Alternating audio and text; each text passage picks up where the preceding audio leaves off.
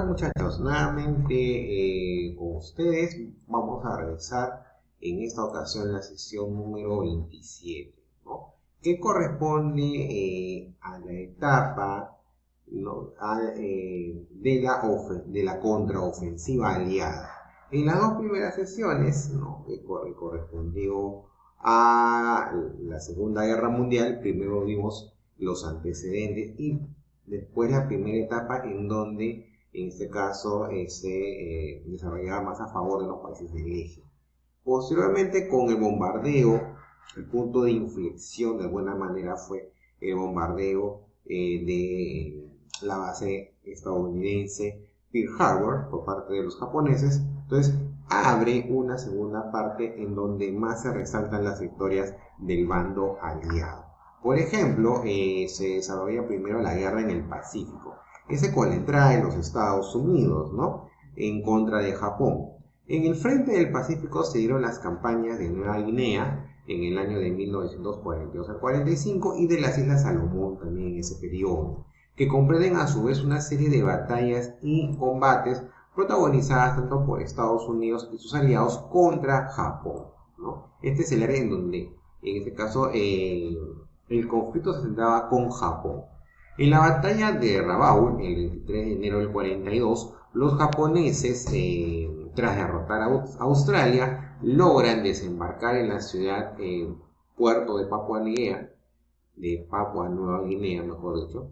Fue una zona estratégica para la guerra y desde donde Japón lanzó sus ataques en las campañas de Nueva Guinea e Islas Salomón. En el combate del Mar del Coral, entre el 7 al 8 de mayo del 42, Estados Unidos derrota a Japón. Se trata del primer fracaso de la ofensiva nipona.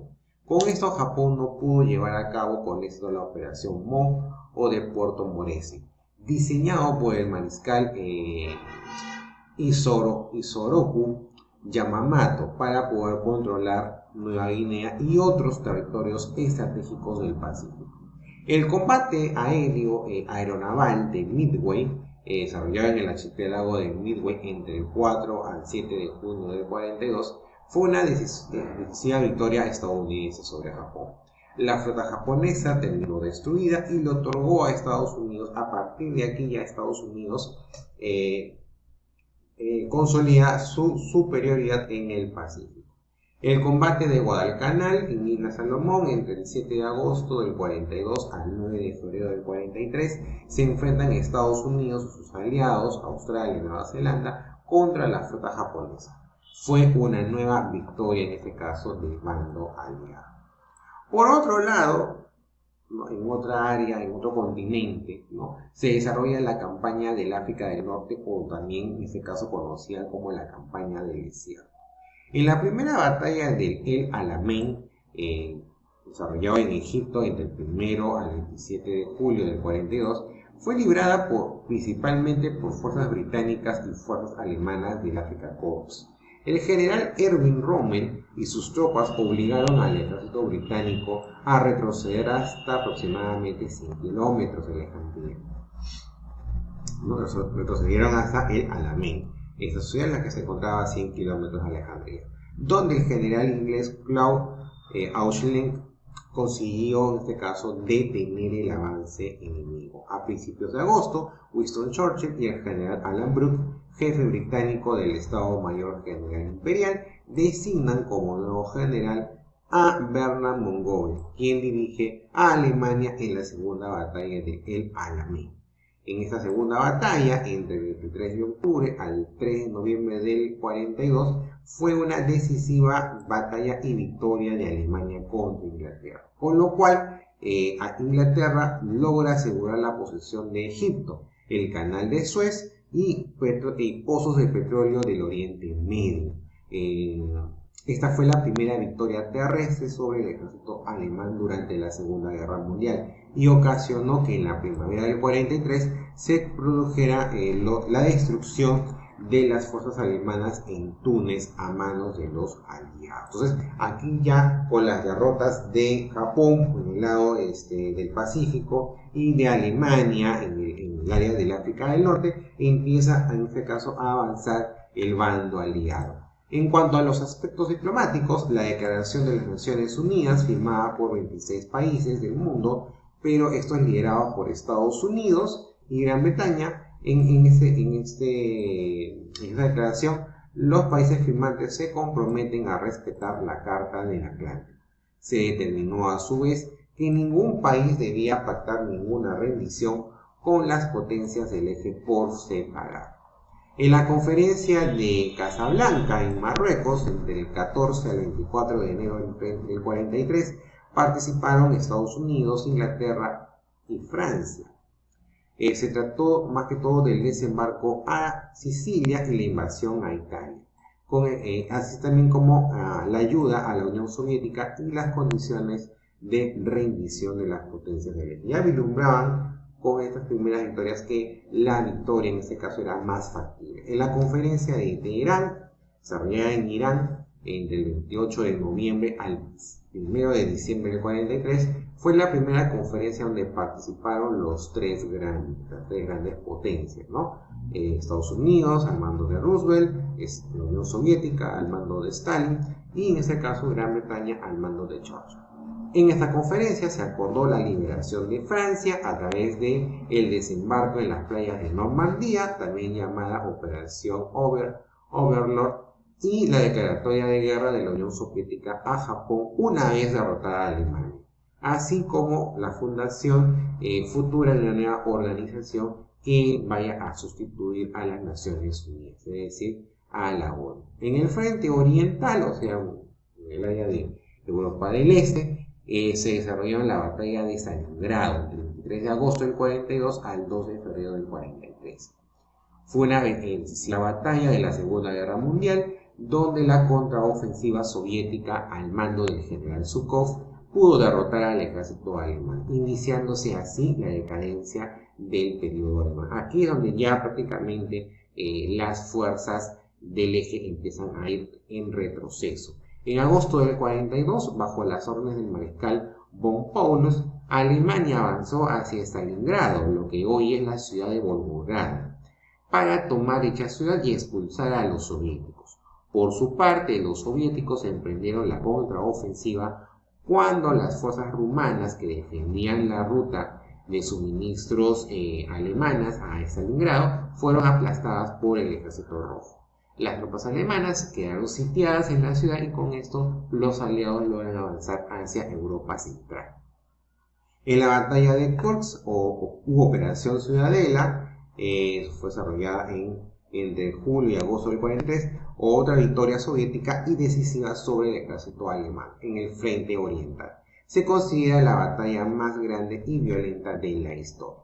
En el frente occidental, se desarrolla el desembarco aliado en Sicilia, la Operación Husky, donde los aliados, Estados Unidos, Gran Bretaña y Canadá, al mando del general George Patton, vencen la resistencia ítalo-germánica en la isla, produciéndose así la expulsión de las tropas del este. Con esto, el camino quedó libre para la invasión a Italia, sería el plan, ¿no? La invasión a Italia. El 25 de julio del 43 se produce un golpe de Estado contra el gobierno de Mussolini. Se formó un nuevo gobierno al mando de Piero Badoglio que disuelve el partido fascista. En septiembre y octubre de ese año, los aliados desembarcan en Calabria y Tarento. Luego ocupan Nápoles, apoderándose así del sur de Italia. Con esto, Italia firma un armisticio con los aliados el 3 de septiembre del 43. En la batalla de Monte Cassino y el desembarco de Anzio significaron triunfos aliados contra Alemania e Italia. El 4 de junio del 44 ocupan Roma. Más tarde, el 28 de octubre del 45, Benito Mussolini fue capturado y luego ejecutado en la plaza de Loreto en Milán por parte de partisanos italianos que luchaban contra el fascismo. El desembarco de Normandía, conocida como el Día D, se trató de una contraofensiva aliada, fue una de las más grandes de la Segunda Guerra Mundial, dirigida por el estadounidense Dwight Eisenhower, que definió el curso de la Segunda Guerra Mundial a favor de los aliados. Participaron predominantemente estadounidenses, ingleses y canadienses. Y pese a la tenaz resistencia alemana, lograron penetrar el interior de Francia. La supremacía aliada permitió bombardear las carreteras y las líneas de ferrocarril del norte de Francia, retrasando de esta manera el desplazamiento de refuerzos alemanes. Tras la victoria aliada, se formó el gobierno provisional de la República Francesa.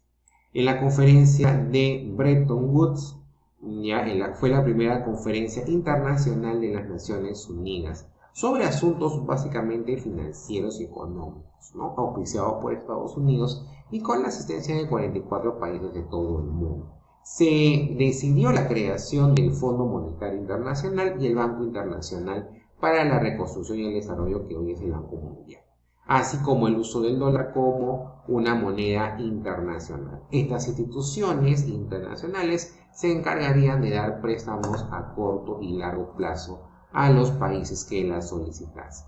En cuanto a la conferencia de Yalta, ciudad actualmente que está ubicada en Ucrania, se trató de la segunda reunión de las grandes potencias, ¿no? Estados Unidos, Unión Soviética y Gran Bretaña. Entre los acuerdos destacan en este caso el desarme, la desmilitarización y la partición de Alemania en 4 zonas de ocupación, la reorganización política de países pertenecientes a Europa Central y Oriental, como por ejemplo Yugoslavia, Polonia, y la creación de un comité de reparaciones de la guerra, cuya sede estaría en Moscú, y en una conferencia en abril en San Francisco para la Organización de las Naciones Unidas. Ya prácticamente en los últimos episodios de la Segunda Guerra Mundial, tras la derrota definitiva de Italia, Alemania se ve acorralada en los dos frentes, tanto en el occidental como en el oriental. Hitler llevó a cabo una nueva ofensiva en la batalla de las Ardenas, ¿no? En los territorios de hoy de Bélgica y Luxemburgo, y aunque en principio cosechó algunos éxitos, la experiencia de los aliados, la ofensiva rusa en el frente oriental y la falta de combustible lo obligaron a una desastrosa retirada y derrota ante el ejército aliado. En abril del 45, las tropas soviéticas y norteamericanas se hallan en Berlín, luchando contra la resistencia alemana. O sea, ya era factible la invasión a Alemania, ¿no? Mientras tanto, el 30 de abril del 45, Adolf Hitler se suicida en su búnker personal. Antes nombró como sucesor al almirante Karl Dönitz, quien ordena la rendición de todas las tropas alemanas ante los países aliados. El general Jolt firma la capitulación del Tercer Reich en mayo ante ingleses y estadounidenses en la ciudad de Reims, quienes declararon el 8 de mayo como el día de la victoria en Europa. Posteriormente, en la conferencia de Potsdam, participan Harry Truman, quien reemplaza a Roosevelt en la presidencia de Estados Unidos, Stalin y Eitel, quien reemplazó a Churchill en Gran Bretaña. Se acordaron los siguientes puntos: la puesta en vigor de los acuerdos de Yalta sobre la división de Alemania y las fronteras de Polonia, el ultimátum y la rendición de Japón, así como el juicio a los criminales de guerra. Japón continuó en la guerra de manera aislada y los Estados Unidos, bajo la orden de Harry Truman, arrojaron la primera bomba atómica sobre la ciudad de Hiroshima el 6 de agosto del 45 y la segunda sobre la ciudad de Nagasaki el 9 de agosto. Con estas dos tragedias, Japón se rinde de manera incondicional. En cuanto a las consecuencias de la Segunda Guerra Mundial, una baja productividad y crisis económica por la destrucción del aparato productivo en Europa y Japón, surgen las Naciones Unidas en la Conferencia de San Francisco, 60.000 millones, en este caso, de víctimas mortales, la división de Alemania en 4 zonas administrativas, ¿no? La Iglesia, la estadounidense, soviética y francesa, el inicio de la Guerra Fría, ¿no? La rivalidad política e ideológica entre Estados Unidos y la Unión Soviética, y el proceso de descolonización de los países de Asia y África. ¿Sí? Entonces, hasta aquí, en este caso, lo que corresponde al